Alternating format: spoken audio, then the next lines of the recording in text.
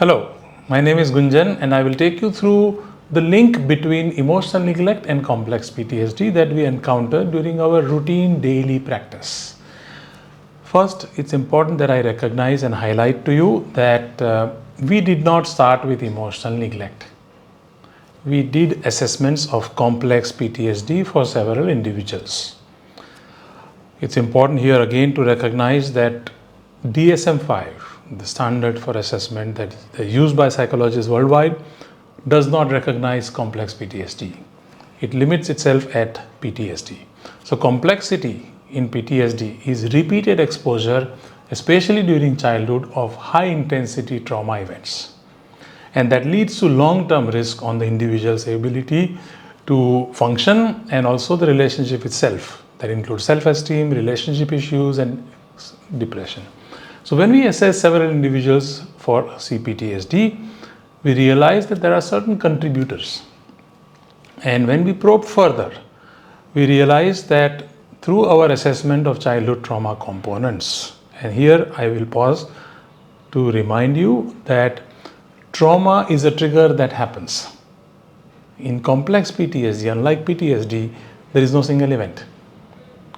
Therefore, we go back to the developmental stage, childhood stage, and go through certain list of traumatic experiences which are commonly happening based on worldwide research over the last 3 decades. So we assess about 16 of them. 10 is the original based on Dr. Felletti's research in the 80s, and then we've added few more based on subsequent research. And the final question, number 16, came because in India, we usually see parents staying together even when they fight. So the 16th is not separation, but parents fighting verbally. We also measured as yes or no. So binary presence of such experience, step 1. Step 2, we asked the individual several events, the timeline, and more importantly, how frequently did you experience this as a child? And that ranged from 0, which is never, to very frequent, number 4. So 0 to 4, first binary, then 0 to 4. So together, we now understand in people who have self-assessed as complex PTSD with our help, which of the experiences happen commonly. And to our surprise, we realized that emotional neglect had an average of about 3.5, which means it was either frequent to very frequent in most of the individuals assessed for complex PTSD. In addition to emotional neglect, there were a few other components also present that I don't need to cover today because our focus today is on understanding the link between emotional neglect and complex PTSD. The visual shows you that this frequency was not as high in PTSD, simple PTSD, and also it was much lower in individuals who had neither of these two, which is no PTSD or no C-PTSD. So therefore, we concluded that emotional neglect plays a significant role as a contributing factor to the symptoms of complex PTSD. And I've taken you through how we assess the frequency and then the linkage between C-PTSD and one of the 16 components of childhood trauma. There are a lot more details available with us, and I'll talk that in some other video. For example, in addition to emotional neglect, we also see that emotional abuse plays a significant role. And both of these are more significant contributors to PTSD compared to physical abuse and sexual abuse. So this is one unique insight that I can talk some other time. Second, emotional neglect often co-occurs with emotional abuse and physical abuse or peer isolation. And therefore, address emotional neglect, we need to understand the presence of these other components. And the third, assessing is great, but it doesn't help anybody.